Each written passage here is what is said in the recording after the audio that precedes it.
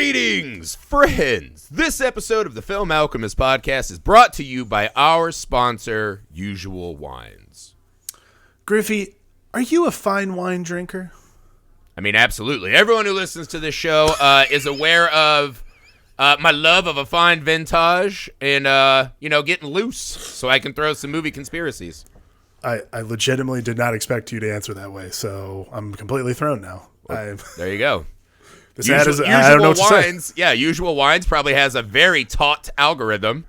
And like, who's a bad mofo who loves movies and drinking copious amounts of wine? And they're like, boop, boop, boop, boop. That guy, Griff, Film Alchemist. And here we find ourselves. Yeah, Usual Wines. It's a wine company for the modern drinker, whatever that means. That's me. I'm like a Terminator, right? So their algorithm, their algorithm is Skynet, and they're like, Griffey, we need him. And I appear butt naked with little bottles in my hand, and I just terminate alcoholic beverages. That's what I do. That is what the modern drinker is. It's me butt naked, hammering delicious vintages from Usual Wines. God, I hope they listen to this. Guys, if you like wine, this company's definitely for you. Each bottle is a 6.5 ounce pour, which is like a glass and a half, which is perfect if you don't want to waste a whole bottle. It's low carb, and then most importantly for my friend Griff here, 0 grams of sugar according to their website. Yeah, the end of my Terminator movie is not me going into lava, but like a stack of sugar. I'm just like, no, and I'm melting. Yeah, I love the idea of low sugar. I love the idea of the individual bottle.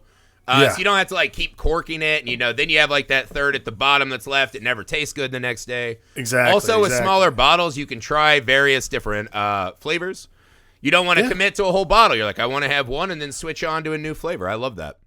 They have 3, I think, in circulation right now. One's a red blend, the other was a rosé, and then there's a sparkling white wine called a Brut, which I'm actually enjoying right now during this recording. In this cool mad scientist beaker they're keeping it in. I like it a lot. It's fun to check it out. But yeah, my wife and I drank it while we were watching the movie, and actually made the movie more enjoyable, which isn't to say it wasn't enjoyable already, but man, once you got liquor in you. Yeah. So you get a cool little Bunsen beaker bottle of booze. Afterwards, you can make Invisible Man potion. You can sit down with your friends and watch The Princess Bride, and when they say, you are the Brute Squad, you just hammer your whole case of Brutes using the code FILM as you check out, so you'll get a discount for being our listeners. And when you hammer the whole thing, when they tell Andre, you are the Brute Squad, you drink all your Brutes, you get back on Usual Wine's website, and you order a whole gang more using the code FILM. What's the website, Alec? What's the official website? You go to www.usualwines.com. With your order, you put the discount code FILM in, and you'll get $8 off your first order, and you get a free glass on them. And when you drink your free glass for being a Film Alchemist listener, you picture me running up to Bill Paxton naked with wines. Now I know they're gonna sell this. Oh my God. All right, let's get to the pod.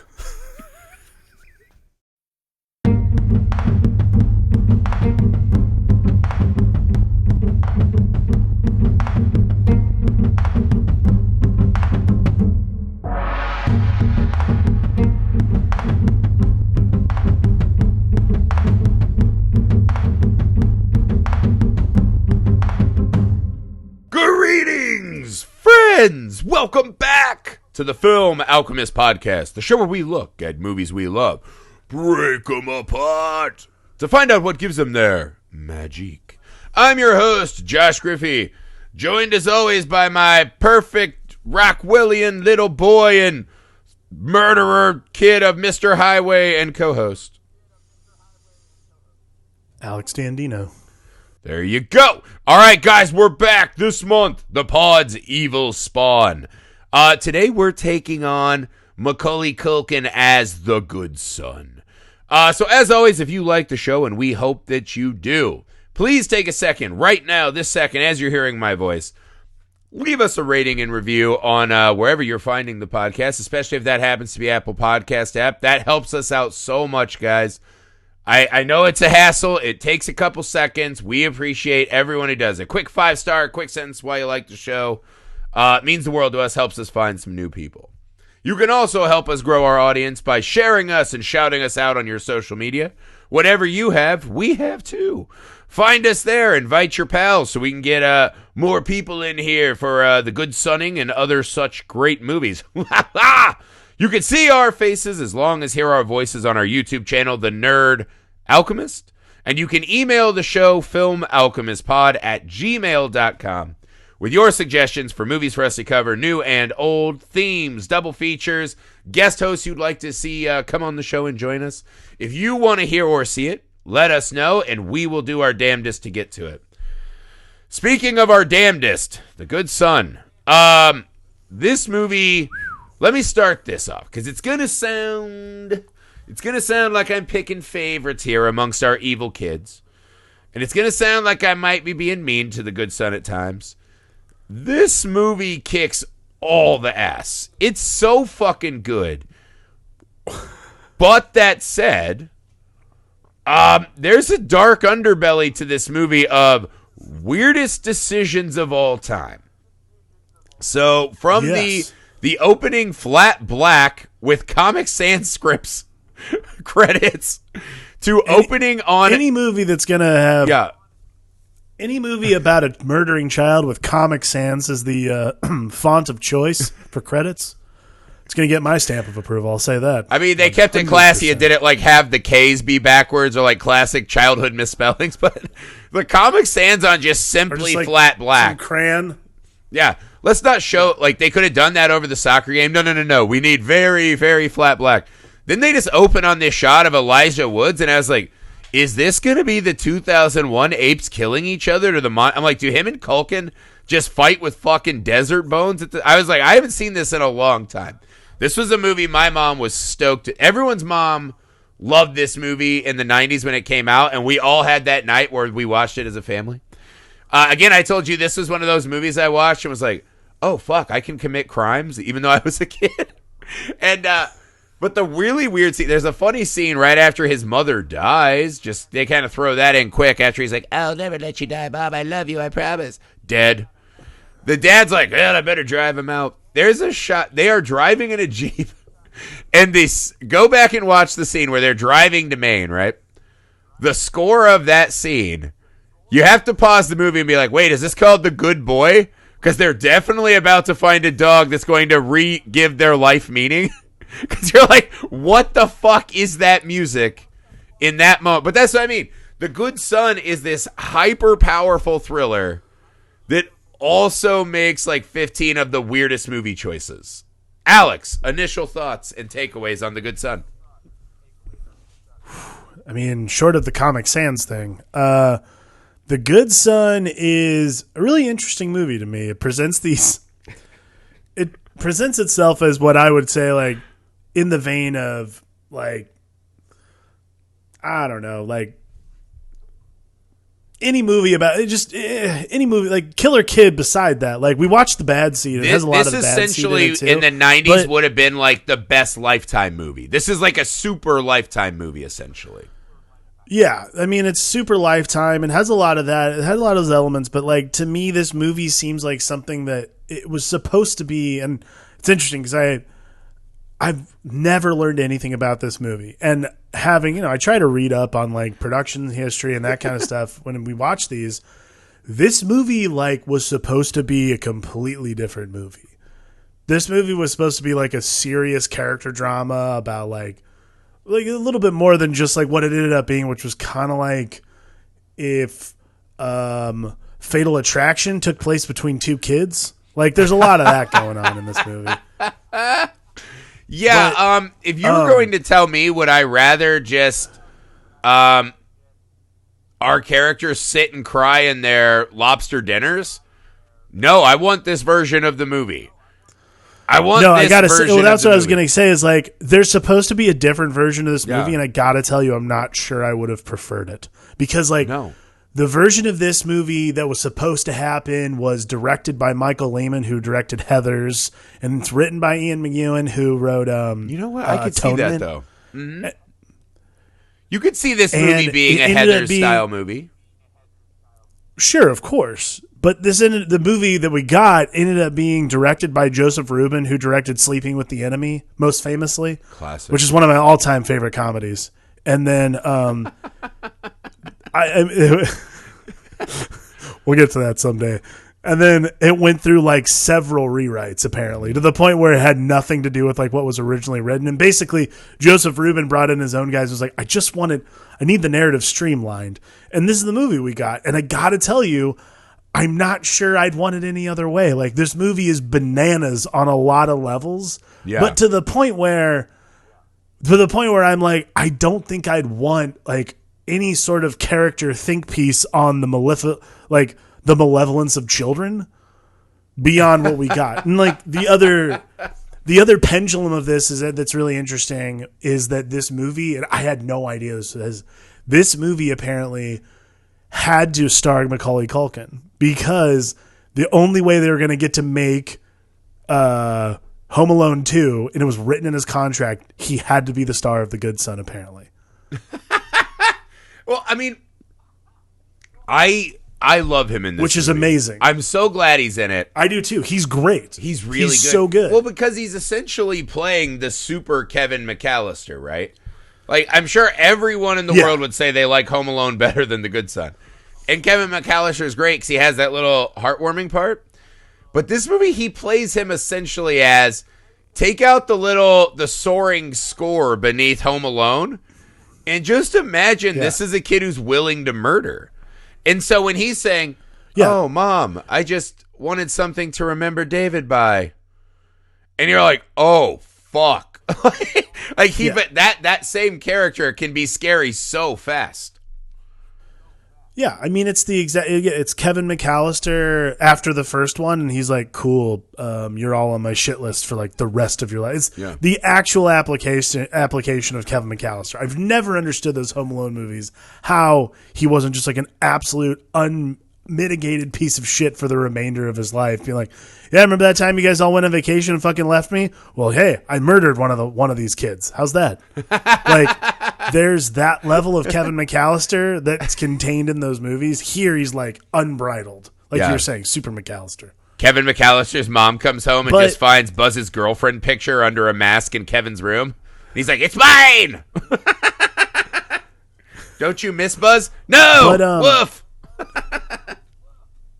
There's but then like, so other thing I noted too, this is the third movie we've watched within like probably 3 months of like, we've watched The Lodge, The Bad Seed, and this movie, all of which contain fathers who endanger their children by leaving them alone and being like, well, we'll figure it out. I'm going to get out of here. I'm going to go like, let's see, The Lodge, he went, I don't know where, or did he? I think it's all work. It's always work. It's like, I've got to provide.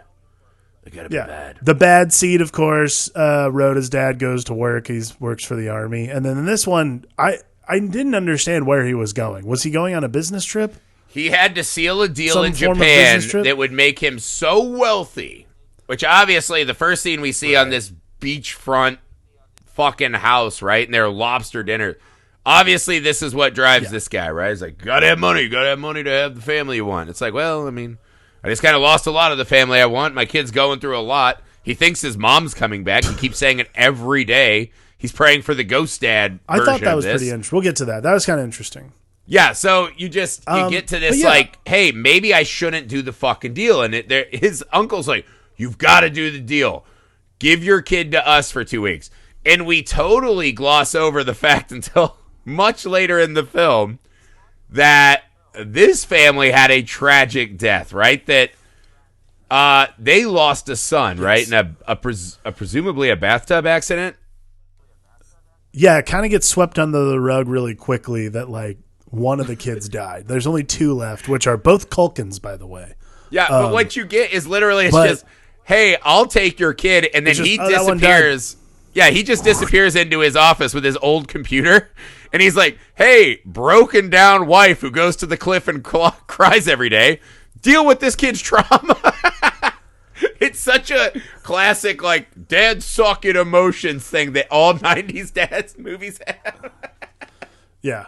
All 90s dads are fucking absentee assholes who are just like, well, I don't have time for this, and just like walk away. They're making money. Hey, honey, on your way to walk to the cliff to cry, Mark's going to talk about his dead mom a bunch, and could you fold laundry and please have lunch on the table at 11, or else no tip. Thanks. That's this lady's life in this movie. I mean, when you're a rich white living in the Northeast, I guess you can do that. I don't know. That's true. That's not one. Life, you know? Not one housekeeper in this movie. Totally broke my suspension of disbelief. Nope. Or maybe they were all in the shed somewhere. Maybe that's what Mr. Highway was. That was the butler. Oh my God. We'll get to that. Yeah, there's a lot of like, it's interesting too. Like this movie's 90 minutes long, and again takes no time in explaining almost immediately that Macaulay Culkin named Henry in this movie, which is the name of my kid, which is foreboding to say the least. While I watched this, I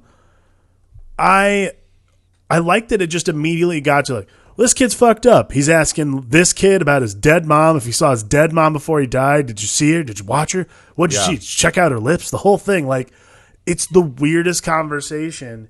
And ultimately, I like, though, that we get right into that shit. Like, right away, we all know, okay, that kid's a problem. There's no question about who the actual good son is. It is indeed not Macaulay Culkin of Henry Ilk. But this kid's out of his mind. It's strange because I was actually shocked at how long it took us to get there.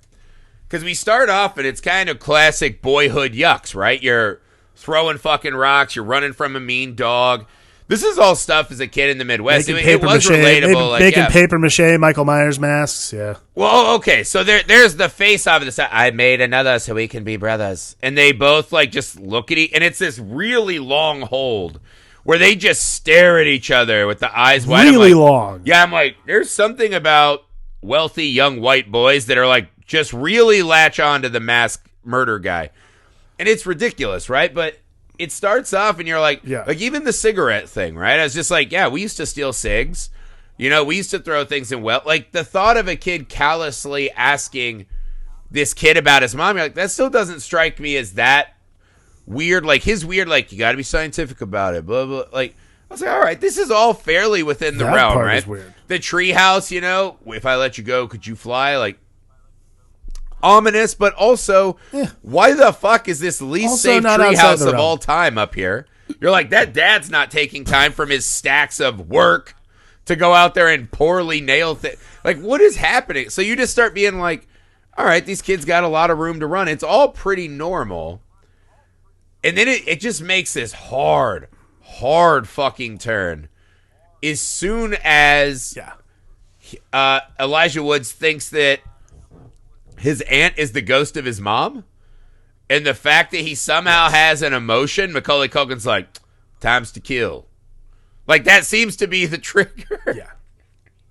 It's that fast. I mean, that is like it's weird, man. It's weird, and it's like, it's interesting because like a lot of the time I feel like Elijah Wood and Macaulay Culkin are in two different movies. Like Elijah Wood's in this movie about like a kid trying to like discover spirituality beyond the grave for his mother, and then Macaulay Culkin's in the movie that we're all watching, which is about some murder kid.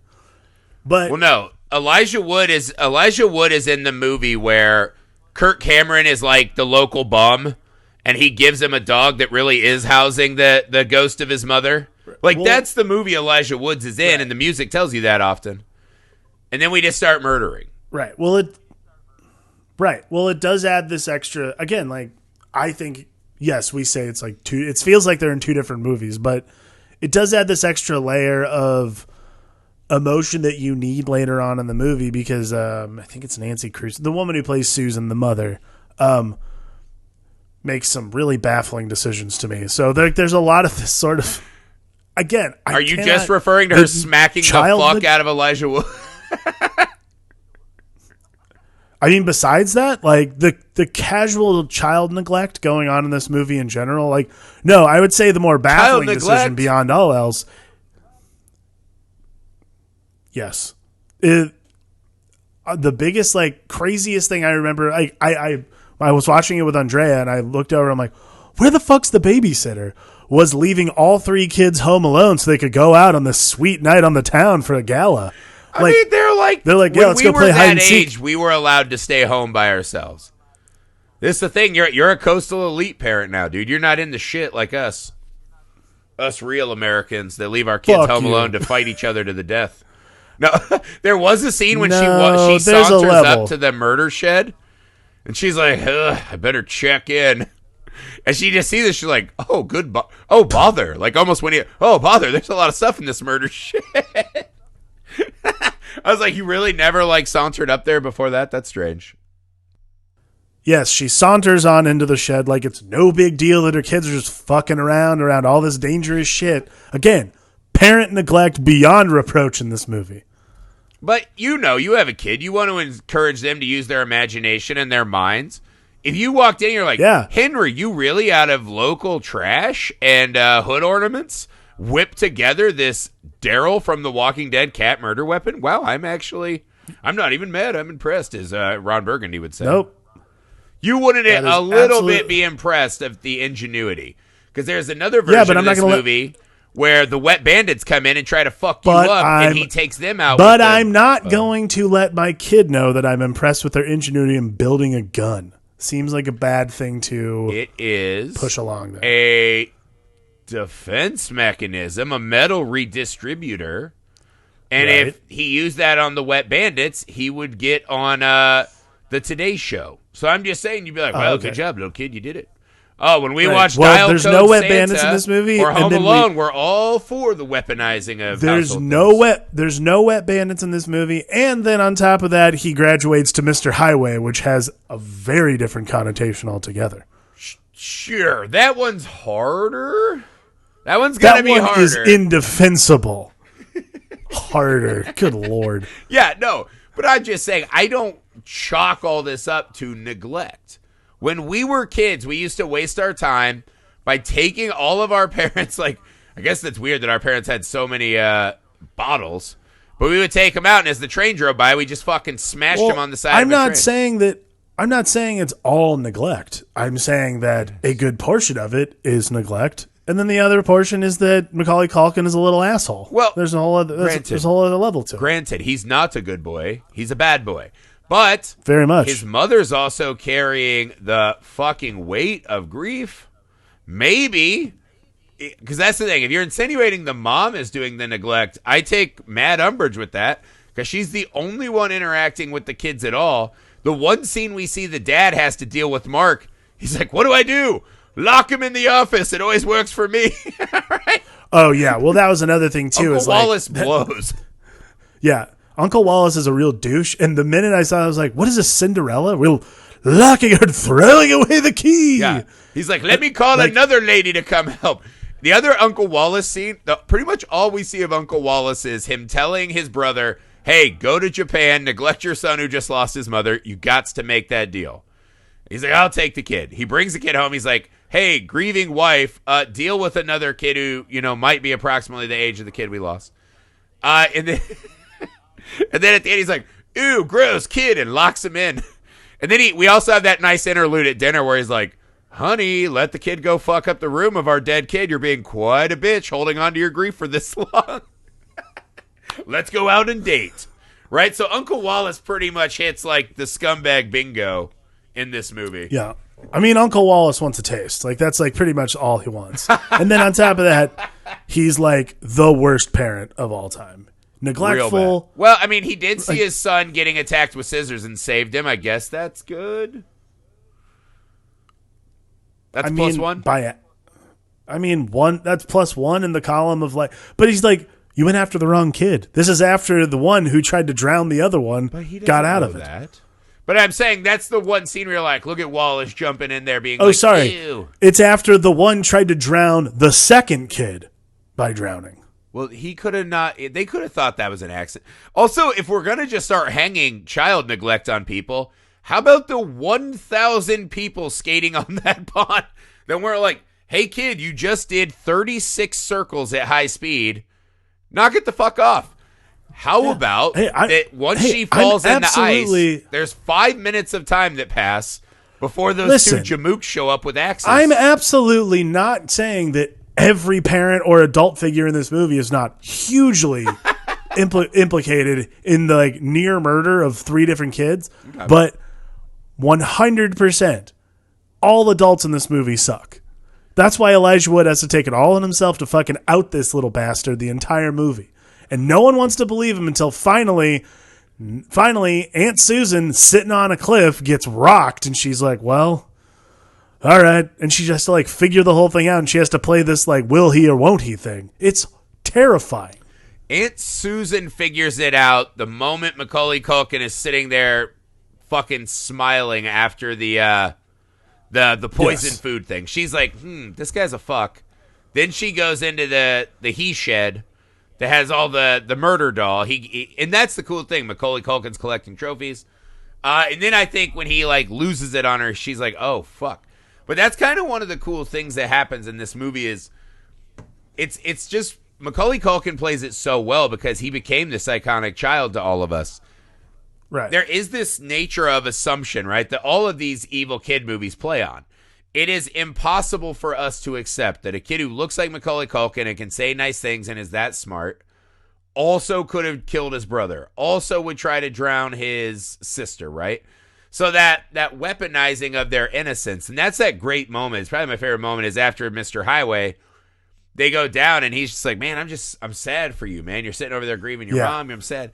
If you realize that you're free to do anything, you can fly. I think it's somehow, phrased in that kind of a setup, right? Yeah. They can't touch that you. Scene, and it's not that they can't touch you. It's that they won't allow themselves to accept that kid did it, right. Which that's their armor.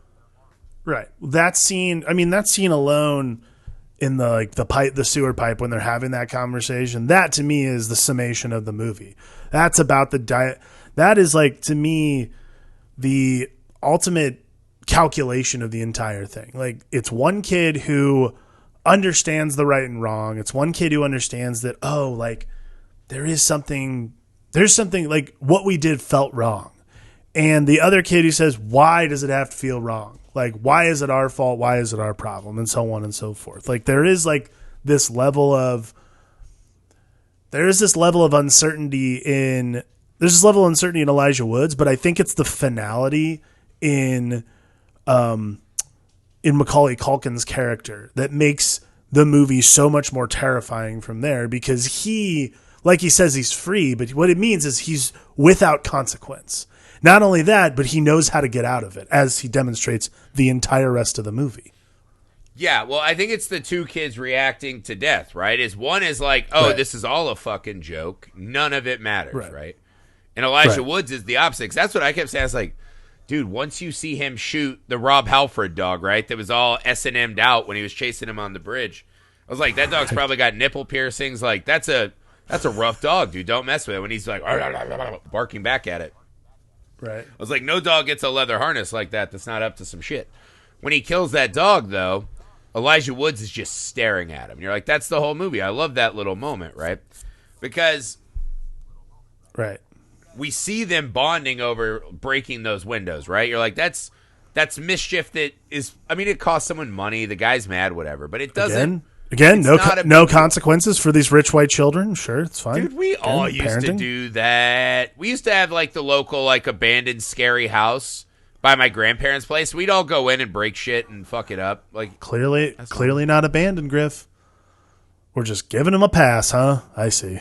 Well, yeah. That one guy wanders out. We don't know what he's doing. What if he was a diddler? He's over there J-O-ing in a burned out Volkswagen.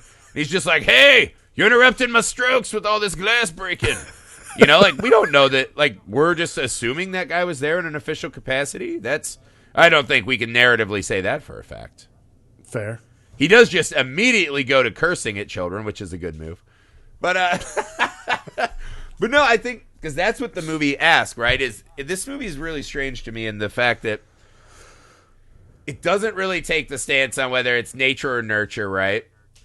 Right. It definitely hints at some supernatural stuff. So there's a lot going on here beneath the surface. I like the ring shot. I had forgotten about that. When he throws the dog down there and, they're doing the fucking ring shot. I thought that was pretty cool. I think that would have been fun if Macaulay Culkin ended up in that well, but fuck him. That would have been good. But yeah, man, let's talk about that for a sec. I want to get your thoughts on that. About what? The well? Do you think they were trying to tell us that we had a ghost mom scenario, a being John Malkovich ghost mom? No, I don't. Because the scene I think they were hinting at that is when he's coming downstairs and the pig chimes are jingling. But the other question I had, that was the dead kid's room. Maybe it's not his mom's ghost that's coming back, but maybe his brother's ghost is there too. I mean, I think it's just the ghost of. I think it's less about the ghost of whoever it is, and it's more just the tragedy. The tragedy, the psychic power of that kind of tragedy can, like, the residue can live anywhere, and especially can travel with a person. I mean, like, Elijah Wood's character carries that with him the entire movie. He's so distraught, he looks for his mother in other people. To the point where he decides, like, the scene where he tells Macaulay Culkin, like, your mom, my mom found your mom. My mom she's not your mother anymore. She's my mother. Because, and like, to me, I'm like, there's a level, like, that to me is a little creepy. And I'm not sure, like, because that to me in a movie like that could mean the turn of the tide. Like, maybe that's Macaulay Culkin, like, oh man, maybe this kid's the dangerous one. But then I think it takes that's it right exactly back. When he says, hey, don't fuck with me. Don't fuck with me. Yeah, he like takes it right back, which I'm like, all right, fair enough, cool. So we're still on this, which is, that's fine. Right. But I think the spirituality in this movie and like the characters who belabor the point, particularly like Elijah Wood and Nancy Crewson, who are really going through something, like really feeling the tragedy that's been sort of, that they've had to sort of take on themselves. And even Elijah Wood says it, like, I have to like deal with it on my own. Like, he says that to the therapist. So to me, it's less about like, oh, there's another level of supernatural and much more a level of like spirituality that these characters have to encounter to sort of like move on with their lives. I don't know. Yeah, I don't know. I was like, are they hit? Because it's one of those movies where you're like, if at the end we just saw the ghost brother on the cliff, I'd be like, yeah. Like this is the kind of movie that could just drop a ghost somewhere and you'd be like, yeah, that makes perfect sense. Like, and you have no idea. When they showed the pigs jingling, I was like, the wind chimes in the house. Like, all right, here we go. Crazy shit is coming. There's the one shot that I feel like I'm like, why didn't they use that? There's the shot where Elijah Wood sees Nancy Crewson in the nightgown, like her feet walking. And my first thought was like, why aren't we using that one effect where it looks like there's like cum on the lens, where everything's like all glossed out and everything? Yeah. And I'm like, this is a perfect opportunity to do that, given that we're trying to be like, oh, Elijah Wood sees his mom. Right. That I think would have actually. In the first scene we saw her too. They'd already established the soft focus of these two both kind of become each other's ghost, right? In a weird way. Right. So yeah, you saw that. Also, I was like, that's another one of those ghostly things where you're like, what kind of pajamas are you wearing that look that much like a wedding dress from the 70s? What's happening right now? Why are you wearing that level of nightgown? It's not like, it's weird. Who wants to wear that? Like, there's no way that's comfortable. Well, that's also like a guaranteed I'm going to bed alone in my separate twin bed for my husband outfit, right? Because Wallace is probably over there like, I sleep in a 3-piece suit in case I got to get up and start cracking numbers. I ain't got no time for cracking ass. I got to crack numbers, right? Like, that's Uncle Wallace for sure. But, yeah, the spirituality of it is just real strange. Because I felt like they were definitely hinting at something was coming down the pipe. It's weird. Yeah. I don't know if you felt this. I felt like the end of this movie happened in a hurry. Like, we went from, boy, this kid's a real creep. That Mr. Highwayman thing was fucked up. Like, oh my God, he's trying to drown his sister. Oh my God, the mom knows. Oh my God. Like, every 5 minutes was a new revelation or like a new stunt / set piece. The whole thing, man. Yes, but I felt like they pacing build that just in cranks. pretty well. They build that in pretty well because didn't hurt the narrative. Just felt like it kept going very quickly. Well, no, because I thought that same thing. I was like, Jesus Christ, like this kid's triggered by a hug and now he's, Dahmering everything. He's out there bolting the dog. So the question you start asking, right, is about Macaulay Culkin's character, right? When did this happen? How long? Let's say Mark's mom doesn't die and he never comes into the equation. How long until we're doing this stuff, right? And it's very much like the good seed does that too. Or the bad seed. Bad seed. Where Rhoda's just triggered by like a penmanship medal and a snow globe. She's just killing people for trinkets, right? We don't really know. There's a great little line in there when he's trying to get the rubber duck back in the thing and his mask slips, right? And we see mask all over everything in the set design. So that tragedy did change that. But he said that duck was mine before his, right? Maybe he felt that way about his mom and dad. So you see this build up. They definitely hint at the fact that Macaulay Culkin killed his brother. Right. I think the duck is a trophy of that. Feels serial killery to me. But I like to think better that he saw that maybe it was an accident, right? Like a garden sale, like I just pushed him, whoops. And then he realized the absurdity and how he can get away with stuff. So I like to think he wasn't like a malicious 4-year-old or whenever this happened. But you never know, right? But so there's this theory with Macaulay Culkin's character is how long, how bad, why is it escalating? Well, the movie gives him, again, a guy who thinks everything in life is this absurd game, right? So his cousin is gifted to him on a platter because of his dad's fucking selfish, bastardly behavior, right? Yes. As his mom's grieving, so everyone's not really watching and there's room to push. He has 2 weeks to do whatever the fuck he wants and has thought about and fantasized about, right?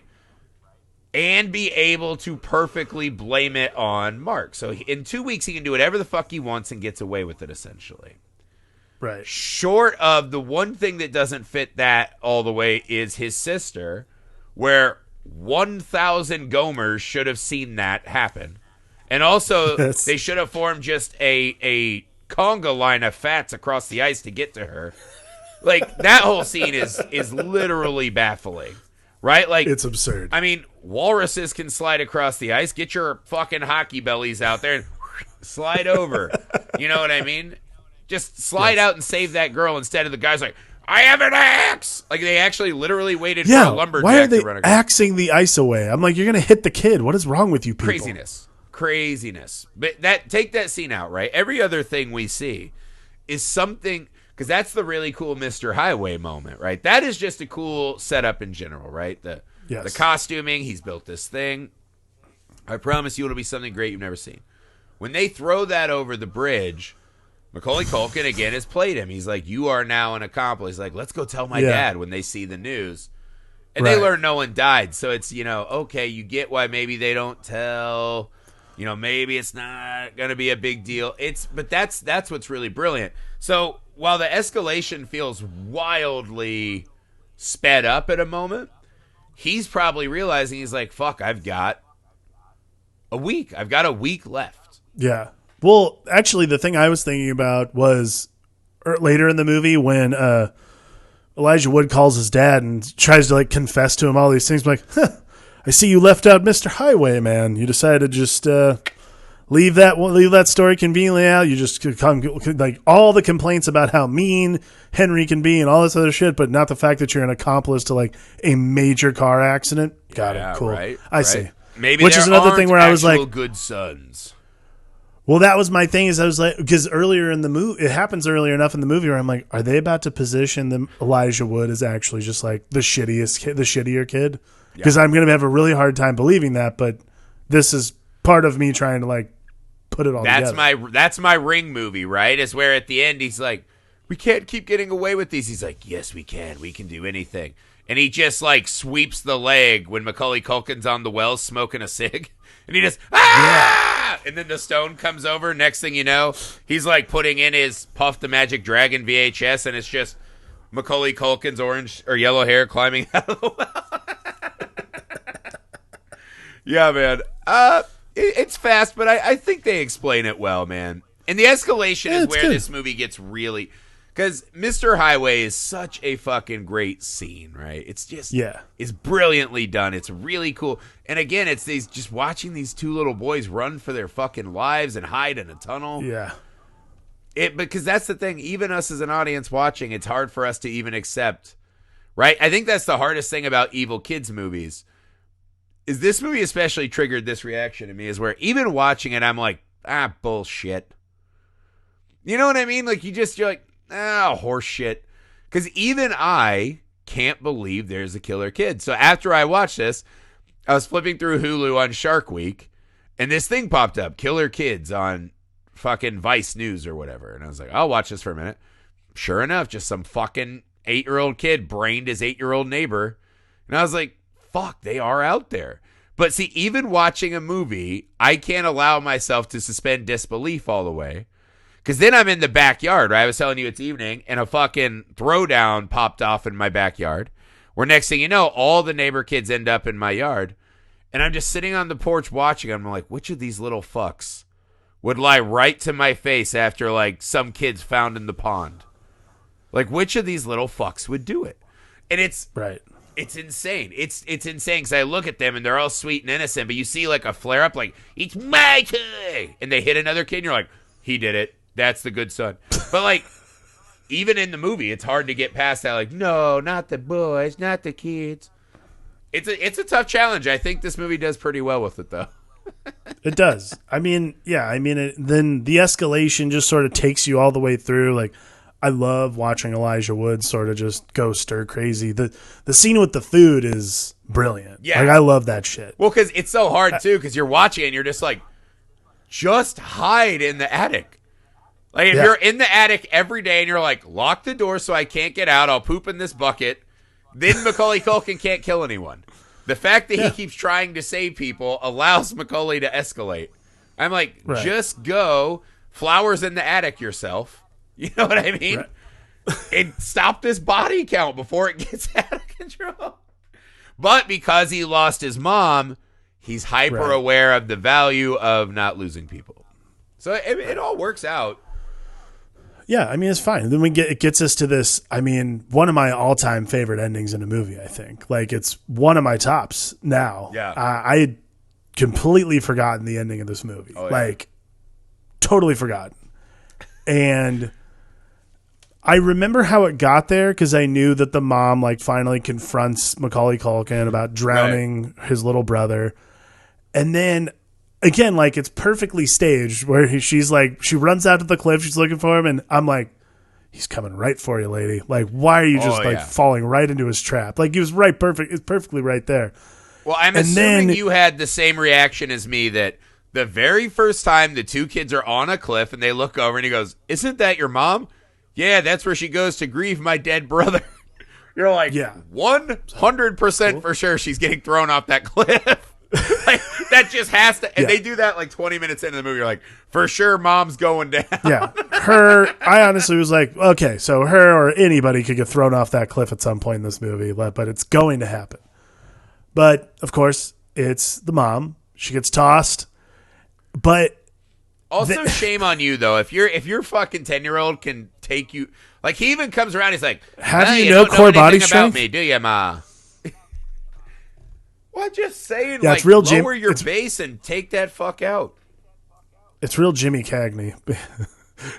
If my kid came for me, he's just immediately getting a kick to the groin, stone cold stunner, and he'll go, and fly off the cliff, and I'll be like, I done warned you.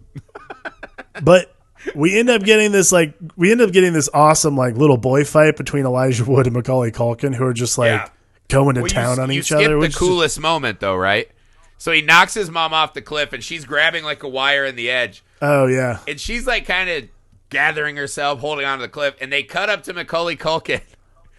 And he says something like, she's like, no, don't. Like, she's yelling up his name, and he goes, yes, Mom? As he's holding the rock. Like, he's just responding to her in like the most casual conversation. And I was like, that cutaway is fucking flawless. Like, that scene says so much about what's happening. It's unbelievable. Yeah.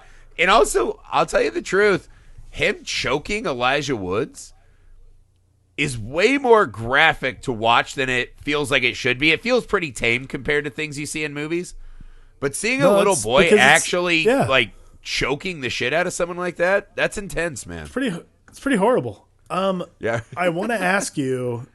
Yeah. I'm going to ask you this. Which kid do you choose, man? So you're going to ask me the question, right? Yeah, of course. Because Elijah Woods even says that's our final ending when he's back out in the 2001 desert. Is he's like, I never thought to ask Aunt Susan, would she choose me a second time? I never thought to ask if she'd choose me again. I don't know why we keep doing this like old film noir. I don't know why I thought. Anyways, back to sell papes. Because it's the great voiceover voice. Yeah, right. So he asked himself, I never want to know if Aunt Susan had it to do over again, would she choose me? Right. I think if there is a gigantic flaw in the movie, it is the false choice here. Yes. It's not I'm so close. Glad you said this. If my little fucking kid attacked me in a shed, threw me off a cliff, was gonna brain me, and any other kid on earth came and fucking saved me, when I got up to the top, my kid, who I raised and changed his diapers and cried on his first day of school, is getting my boot right on the side of his face and flying to his death before they even go over.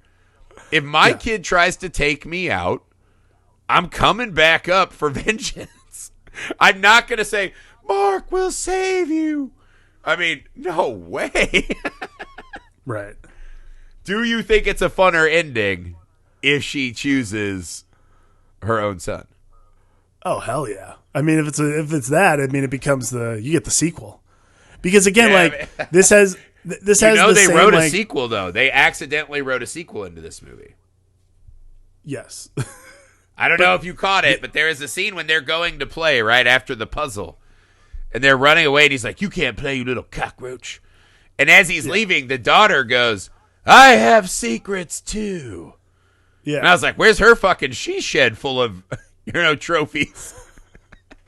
I thought about this, though, because I was thinking Aunt Susan might be, like, up there with, like, Neve Campbell as one of the great final girls of a movie. She took it upon herself to kill the villain of the film. And not only that, straight up matricide, though. She bore the villain of the film. She said, she did the thing that Rhoda's mom wouldn't do, that God had to come down and take care of himself. Hey. Rhoda's mom drugged her. Rhoda's mom drugged the shit out of her kid. That's not nothing. It's effort. That's an attempt. All right. It's lazy. It's lazy, but it's an effort. Listen, if you had any cojones, you would have gone out to the pier and gone and gotten struck by lightning with Rhoda. Rhoda's mom had no cojones. She had martinis. That's all she had. Just all she had was G&Ts. That was her life. She was literally hairspray, dresses, and martinis. That's what that character consisted of. But that's the role she was given. But yeah, I mean, I think it's like, okay, so clearly it's like it's the weirdest tension because you know which one she's going to choose. There's absolutely no question which kid is going to get saved here. It's funny because in a scene like that, I agree with you, right? There are hard ways to end a movie where you're like, I know exactly how this movie has to end. They did a pretty good job, though, of giving you false dilemma, right? Because somewhere, Uncle Wallace and the worst therapist of all time are on the trail. What if they come over the hill and assume that her and Mark, both in grief, are trying to kill the innocent boy who we never saw what he told the therapist? He could have laid it all out. You're like, weird that she would wait days to be like, hey, that kid did Mr. Highway. But so you believe that there is this external force that could come in and affect the most obvious ending of all time. But that said, I will bet you all of my money that audiences watching this when this movie came out were not expecting a shot of the little fucking superstar from Home Alone falling like he just got hit with aftershave all the way down to the rocks and just becoming a splatter. There's no possible way you thought that would be shown in such graphic and amazing. Talk about the most grisly final shot of a character, him just like dead on the rocks, then whoosh, swooped out to sea. That's the end of him. That's what I mean. There's no way you thought that was coming, and that was amazing. That's one of my favorite deaths in a movie. Absolutely, because then it's also again it's that iconic like scream, because you've seen it in a completely different context, but you're like, oh wow, him falling to his death screaming that way sounds much worse. My God, like there is a lot more. There's a lot more to it. Yeah, well, I also like the thought that like at the end of the movie, Mark's like, hell, I got picked up. I'm back at my desert waiting for the monolith. My dad closed the deal in Japan. We're rich, and just. Yeah. No acknowledgement other than that. I think Aunt Susan would kill me if given the chance to do it again. So whatever they left back in Maine must just be truly the most horrific, broken family of all time. Now we have no good sons, and we have the daughter who has her own secrets. My son tried to kill me after he dunked my kid after the rubber ducky. Yeah, so whatever's left back in Maine, it's actually kind of one of those cool, they just leave it open for you to imagine the nightmare life. Mark is certainly the hero of his own story, through and through. Yeah, I will say this, though. If I had to do an undervalued moment in the movie, right, something this movie does really well to get out of here, I thought the scene when he steals the duck and really fights for it, and he runs to throw it in the well, that became really fascinating to me, right? Because that's where they put the dog. So this has become his new trophy cabinet, right? Right. It's a really cool one of those hinting at like a deeper pathology serial killer thing. My question was, when he brings Elijah Woods there the first time, is there already trophies in the bottom of that well? Yes. Yeah, see, I thought so too. Absolutely. There's dead cats down there. There's a few dead mice. Like, there's all kinds of shit down there. I mean, there's also definitely like toys of Connie's that he wanted to get rid of that he just threw down there, and probably quite a bit of items that Richard used to own that he tossed. Yeah, I mean, there could have been other. This is like his. Guys J-O-ing in that abandoned building where he breaks windows. There could just be a mass of J-O-ers down there. Yeah, there's definitely some. There's some sort of graveyard. I don't know what's in it, but definitely at the bottom of that well, it's a graveyard. I thought that was a really cool addition, though, that adds some extra depth and scariness to our young lead. Very nice. See, I'm so good, I don't even know. Yeah, so wrap this up. I just feel like this is the ultimate movie that my mom used to bring home, right? She'd get really excited. It's a thriller. It strikes at the core. My mom was always, I feel like, fascinated by these movies that strike at the core of normal American family life, you know? It becomes this fun wish fulfillment of, I wonder what would happen, but I don't want to suffer the consequences if everything broke down. And you watch it and you go, well, my family's fucked up, but not that fucking bad, right? And also they're rich people, which always helps too, because you're like, the riches are getting their comeuppance. I like that too. Right. But yeah, so it's this really awesome, just like the best movie to watch with your mom on like a movie night. It's thrilling. The actors are good. It has some just really big moments that are truly. Mr. Highway is a really, really scary set piece. That one is truly fucking scary in this movie. Yes. And yeah, man, I think it's a thrilling, fun, good time.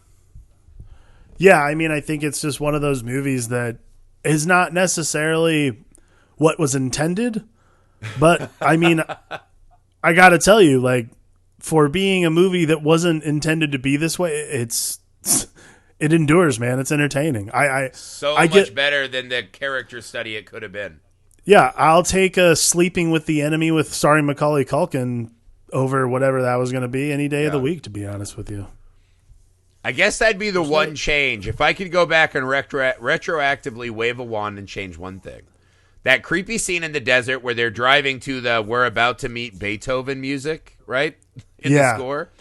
If he had found a dog in that moment, had begun to think that dog was his mom, and then Macaulay Culkin uses the bolt gun on it, That would have been like a perfect tying together of the mystical elements. I definitely think a huge missed opportunity is not using the Sleeping with the Enemy soundtrack that the guy uses every time he wants to have sex with his wife. Like, that would have been a nice callback, I think. It's Uncle the Wallace Shining has soundtrack. no time for nut. He's only got time for business. Uncle Wallace sucks. Yeah, Uncle Wallace fucking sucks. That's the real key of the movie. There's a lot of monsters in this movie, but Uncle Wallace is for sure number one. The top. All right, guys, that's it for us. We hope that you enjoyed The Good Son as much as we did. Please take a second, leave us a rating and review. Please subscribe to our YouTube channel, Nerd Alchemist. Find us on all the social medias. You can shout us out, talk to us, connect, and email the show with ideas for movies you'd like to hear us talk about, themes, guests, double features, all of that stuff. Next Thursday, we return to finish the Pod's Evil Spawn with easily my favorite evil kid movie of all time, Orphan. I cannot wait to spend some more time with Esther. So until then, for the Film Alchemist, I'm Josh Griffey. I'm Alex Dandy.